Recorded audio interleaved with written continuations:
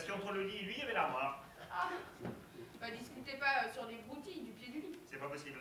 Pourquoi? Parce que les experts disent autre chose. Bah je me suis peut-être avancé d'un pas ou deux. C'est pas possible. Pourquoi? À cause de l'endroit où vous avez été trouvé. Et qu'est-ce qu'il a à cet endroit-là? Si vous aviez tué et fait quelques pas en avant pour tirer, il vous aurait fallu en faire quelques autres en arrière pour trouver là où on vous a trouvé. Bah je les ai peut-être fait machinalement, hein. Machinalement? Bah oui. Ah, je vais essayer de l'admettre un instant. Bah il le faut bien, monsieur le juge, c'est indispensable. Oui, c'est surtout pour vous faire plaisir. Alors donc vous le pied du lit, à quelques pas du lit, bon, avec quoi? Ah bah alors là, on voilà une question idiote. Bah non, pas tellement. Bah qui c'est qui avait le revolver, hein? Quel revolver? Quel revolver? Mais vous en avez de bonnes, vous. Il sortait d'où ce revolver? Comment ça, d'où il sortait? Il a été établi que ce revolver était celui costaud conservé d'ordinaire dans la boîte à gants de la Cadilla. Bon, vous l'avez pris au garage? Probable. Bon, alors vous l'aviez rangé où? Ah bah non, je l'avais pas rangé. Ah, vous l'avez laissé traîner sur la table, comme ça a bien envie de Miguel. Ah bah non, non, non, je l'avais caché. Bon, alors cachez où? Pas dans votre robe de chambre, en tout cas, vous étiez nu. On le saura. Bon, bah alors cachez où? Sous le traversin, peut-être? Ah bah non, parce qu'en mémoire, il aurait pu se blesser. Oh, vous aviez pensé à ça. C'est rudement gentil. Bah, dites donc, hein. Bah oui, c'est que je l'aimais beaucoup, Miguel. Oui, certainement, oui. Bon, alors cachez où? Où Vous n'en avez absolument aucune idée, bien sûr. Eh ben si, naturellement, si, dans le tiroir. Quel tiroir? Bah quel tiroir? Celui de la commode.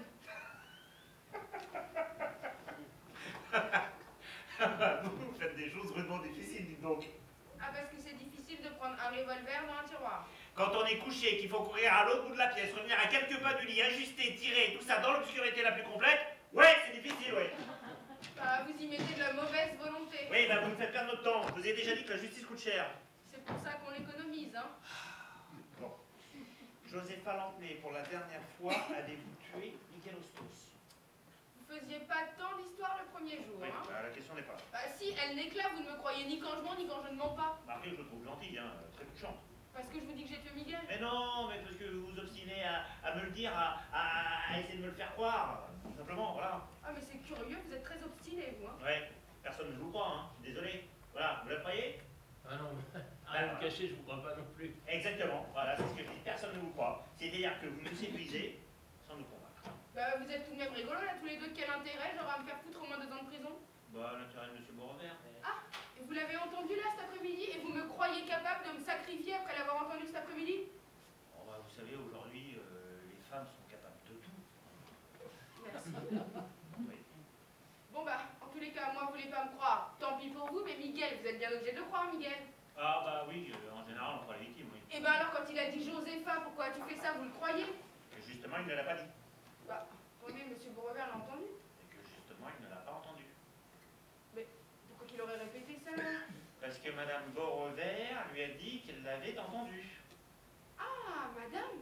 Vous vous souvenez quand Monsieur Beaurevert a pris son infortune? Ah oui, oui, alors là j'étais bien vengée, hein. Bon, alors je vous ai fait sortir. Bah oui, c'était vache, moi j'espérais une de ces parties de rigolade pour une fois. Oui, et bien à ce moment-là, votre patron nous a appris que sa femme était entrée la première dans la chambre. Madame? Hmm. Eh, mais ça change tout. Parce que madame, on n'est pas obligé de la croire. Ah oui, ça c'est mon ami, oui. Je vais même vous dire une chose, moi en principe je la crois jamais, elle ment comme un coiffeur. Ah, je partage votre impression, là. Eh mais alors, mais si c'est pas moi et que c'est pas lui? Ma foi, Eh mais vous, mais je vous retiens, mais vous pouviez pas me le dire, moi qui me crevais à vous mentir, vous croyez que ça m'amusait moi de vous dire que j'ai tué Miguel, ma vieille castagnette chérie comme je l'appelais, mais moi j'ai fait ça pour sauver l'autre imbécile là. Eh mais on n'a pas idée, on prévient quand on change de coupable, on prévient. je suis désolé, hein. Eh mais moi je retire tout, hein, comme si j'avais rien dit, hein. Ouais, c'est le premier, oui. Faut la punir, elle, qu'elle crève. Ah non, non. La requête pour elle avec Julie Lachâtaigne, la Mimi Marqueman, mais de camarades de pension. Ouais, bah ça nous verrons. Eh mais attendez, sacré Miguel, il couche avec elle? Ah non, vous n'y êtes pas, là. Ah non, c'est pas parce qu'elle était jalouse de moi? Non. Bah là, vous recommencez, vous le faites exprès. Elle croyait tirer sur son mari. Ah oui, j'y suis, elle avait entendu qu'il me donnait rendez-vous à 11h justement. Ah! Eh mais Benjamin a raison, c'est une garce. Ah, le mot est vif, enfin, correspond approximativement au fait, oui. Eh mais je suis trop contente, alors Miguel, il a jamais dit Josépha, pourquoi tu fais ça? Ah bah non, probablement pas. Ah bah si c'est elle qui l'a dit, c'est que c'est pas vrai et elle a sans doute inventé ce truc-là, non? Oui, ah oui, oui. Vous vous rendez compte, elle savait la peine que ça me ferait. Bah, les ennuis surtout. Les ennuis, non, le chagrin terrible que ça me ferait, elle a osé inventer une chose pareille. Oui, c'est vrai, c'est une chose assez odieuse, oui. Odieux. Hmm. Mais je vous trouve mou. Toujours le grand amour, jamais la petite chose amusante.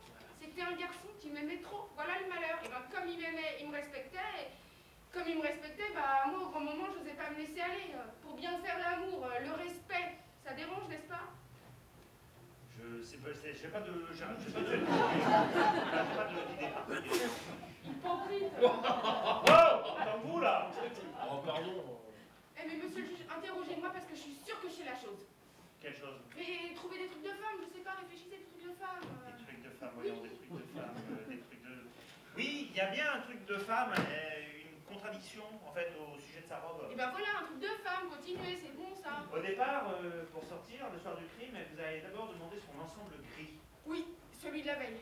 Simplement, son mari et les inspecteurs l'ont trouvé vêtu d'une robe rouge. Oh là là, mais je la tiens, enfin nous la tenons. Je la mets. Ils la tiennent? Oui, elle est foutue, foutue. Faites-la entrer, laissez-moi dans un petit coin, donnez-lui le temps, dépâtez la galerie, placez quelques banderilles, et alors moi, Miguel, j'arrive pour les stockades. Elle est superbe, hein. Oui, bah faites entrer Madame Beaurevert. Merci.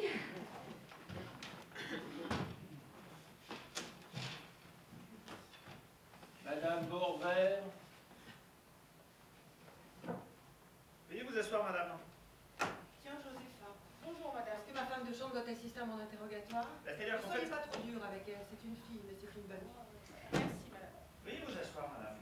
Vous pourriez peut-être demander à vos gardes d'essayer une autre cuisine que la provençale, qui était positivement cernée par des bouillabaisse. Oui, on leur dira. Veuillez vous asseoir, madame. En outre, j'ai été cruellement mordue par une puce.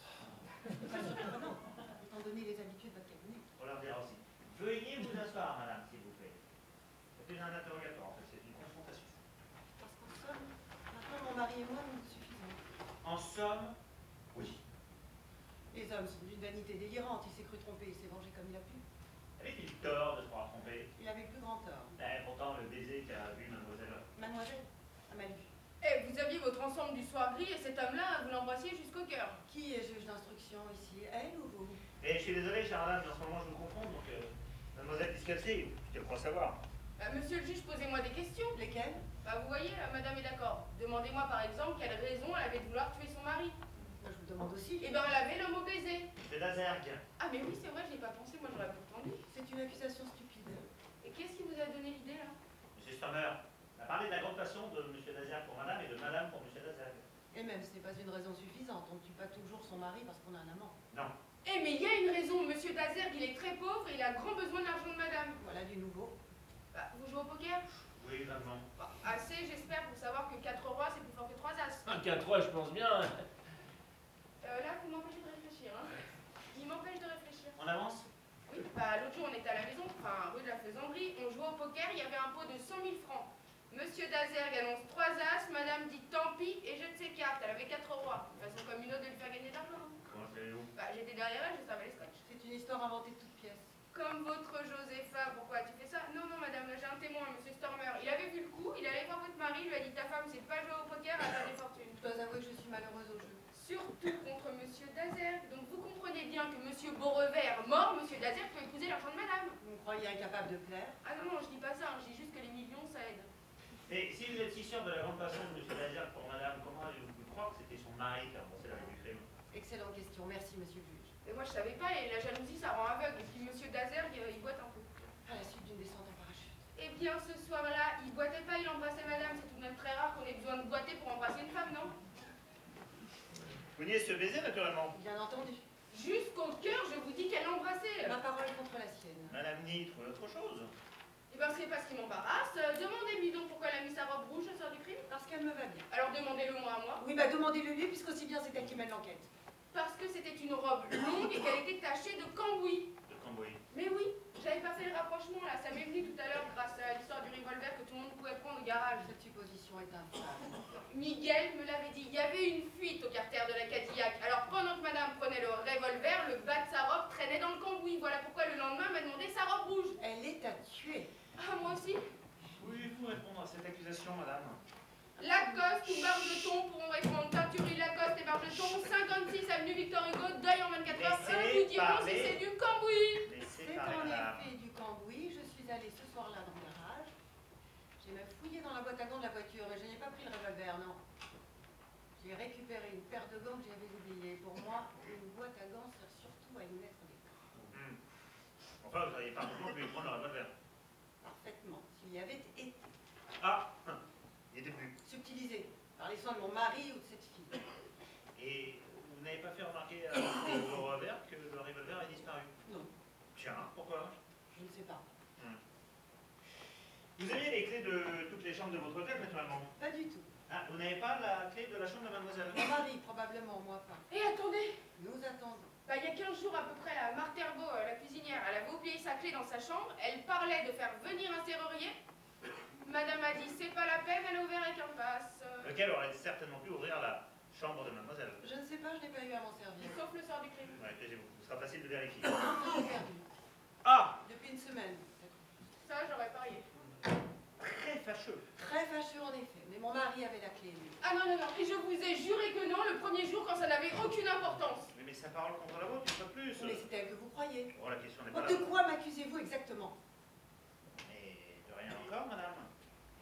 Je constate que vous êtes allé au garage, que vous n'alliez pas y chercher des gants, que vous n'avez pas parlé de la disparition du revolver à votre mari, et que vous aviez les moyens d'ouvrir la porte de la chambre du crime ce soir-là, qui m'engagerait à penser que vous êtes arrivé avant votre mari dans la chambre. Malheureuse série de coïncidences. Maintenant, madame, je vous prie de prendre garde à la question que je vais vous poser. Elle est pour vous d'une importance capitale. Vous me parlez comme à une coupable, je n'ai qu'à répondre la vérité. Oui, mais malheureusement, une série de coïncidences vous en a empêché jusqu'ici. Alors, je vous recommande la franchise. Notez mon restant. Bah, j'ai tout noté, monsieur le juge. Vous êtes arrivé dans la chambre après votre mari. Oui, Et qu'avez-vous vu? Dans le détail, hein, s'il vous plaît. j'ai vu le corps de Miguel Hosto au fond de la chambre et mon mari, revolver en main, penché sur Josépha, toute nue. Il se dandinait comme une bête traquée, il était livide, hagard, il avait les yeux exorbités, de temps à autre il passait sa main tremblante sur son front ruisselant de sueur. J'ai eu pitié de lui. Je me suis rappelé que je l'avais aimé. Merci, très bien. Votre récit concorde parfaitement avec celui que vous nous avez fait précédemment. Je dis la vérité, alors nécessairement je ne risque pas de me tromper. Vous avez trouvé la clé sur la chambre, sur la porte. Oui, Ouais. Oui. Et la lumière était allumée. oui. Ouais. Oui. Ben, pour constater que votre mari était livide, que de la sueur coulait sur son front et qu'il tremblait en se dandinant, vous savez que la lumière était allumée. Elle l'était. Alors comment se fait-il, madame, que nous n'ayons pas trouvé les empreintes de votre mari sur l'interrupteur?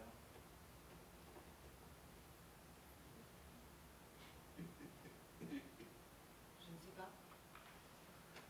Il y avait une réponse à me faire, madame, qui vous aurait mis hors de cause.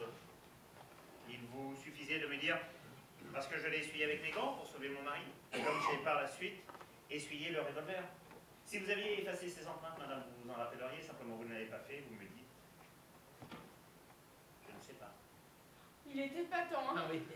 Croyez bien que je suis désolé, madame. Madame est servie. Je crois qu'il n'est pas nécessaire de vous raconter votre crime. Vous aviez le passe-partout, le revolver, vous êtes entré dans la... Elle y était, elle. Et Hosto l'a accusé, c'est elle qui a tué. Oui, elle me l'a dit, en effet. Elle vous l'a dit. Quand elle croyait votre mari coupable encore. Je n'ai pas eu de difficulté à lui prouver qu'elle n'aurait pas pu, même si elle avait eu le revolver. Oui, ça c'est vrai, me l'a prouvé, j'aurais pas pu. Mais le mobile, alors je n'ai pas de mobile, je n'avais qu'à divorcer. Il y a la haine. La haine dont vous n'avez cessé de donner des preuves. Divorcer ne suffit pas toujours. Vous haïssiez tellement votre mari. Même le substitut en a été frappé, que vous vouliez le voir disparaître. Je ne parle de mémoire que des confidences que vous avez faites à madame Marthe Herbeau. Il me prend mon argent et il me ridiculise avec ma femme de chambre, chez moi, dans ma maison. Oh, je le hais, je le hais. Je crois que je le tuerai. On dit ça, ce ne sont pas des preuves. C'est vrai, mais je vous conseille d'avouer. Jamais. Alors ça, jamais. Voyons. Si vous avouez, vous pouvez espérer la sympathie des jurés, un drame passionnel, même s'il y a erreur sur la personne. Et puis, vous avez des circonstances atténuantes. Réfléchissez, madame. Là, elle réfléchit. Vous m'arrêtez? Une décision va être prise dans votre cas, mais je vous conseille d'avouer. Veuillez entrer dans cette pièce, s'il vous plaît.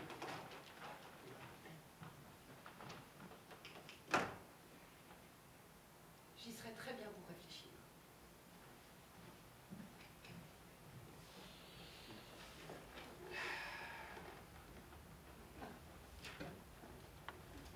Tenez. Voici mon ordonnance. C'est bon, je suis libre? Presque. Monsieur Maurestan va porter ce papier au procureur. Je pense qu'il ne fera pas opposition à ma décision.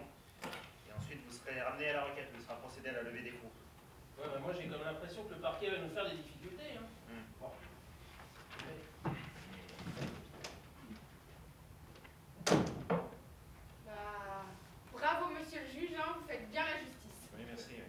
madame est maline, seulement là, elle est tombée sur quelqu'un qui parlait. Hmm.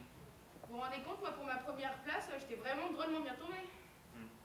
Et, monsieur, qui est-ce qui va me faire le certificat? Vous avez peur de rester seul avec moi? Bah non, pourquoi? Je sais pas. C'est ce que vous allez faire quand vous êtes libre. Je sais pas trop. D'un côté, je suis veuve et de l'autre, abandonnée. Ouais, effectivement, oui. Et pas abandonnée, hein. Plaquée seulement. Oh, vous allez vous chercher une nouvelle place, non? Ah non, non, merci, moi ça m'a trop bien réussi, je crois que je vais faire du strip. Quoi? Oui, du striptease. Eh, à la Roquette aussi, elle me trouve du je ne sais quoi. Bah, c'est pas une raison suffisante, alors. Et on dit 20 000 francs par semaine et on se déshabille que 6 fois par jour. Dommage. J'ai envie que vous voyez mieux que ça. Bon. Mon père disait que le prix d'une chose correspond pas toujours à sa valeur. Bah, il avait raison, faut croire. Ouais, faut croire, ouais. Monsieur le juge, Hmm. ça vous dirait rien avec moi? Quoi? Bah, je sais bien que sans vous, je me serais jamais tiré d'affaire, il me semble que c'est la moindre des choses. Vous et moi? Oui, c'est de bon cœur, hein. Merci, c'est très gentil. Merci. Bah, attendez, je sais bien que j'ai rien d'épatant, c'est pas l'aumône que je vous fais, c'est tout ce que j'ai. Non, non, mais je suis très touché, mais vraiment, mais. Non, je vous remercie. Tant pis.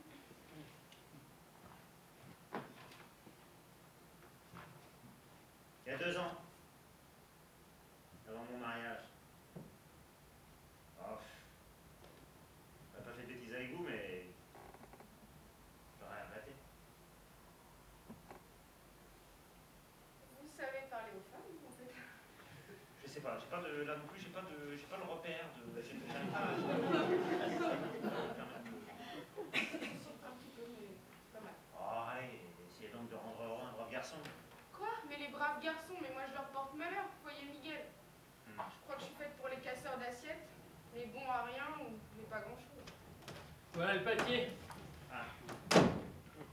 Vous allez ramener mademoiselle à son avocat, et ensuite, vous la ramènerez à la requête. Bien, monsieur le juge. Moi, je vais aller recueillir les aveux de Madame Beaurevert. Vous croyez vraiment que... Ouais, j'en suis sûr, la compris, elle est très forte. Bah, bonne chance. Bonne chance aussi.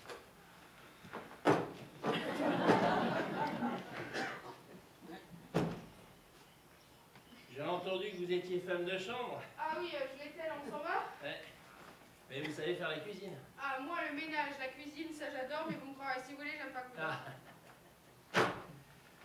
Alors comme ça, je vous empêche de réfléchir. Oui. Bah, tout à l'heure, là, vous avez dit que je vous empêchais de réfléchir. Ah oui, oui, c'est vrai, oui. Ah, il n'y a pas à dire, c'est flatteur. Qu'est-ce que vous avez à me regarder bêtement, là, on s'en va, non? Alors comme ça, notre corps n'en fait qu'à sa tête.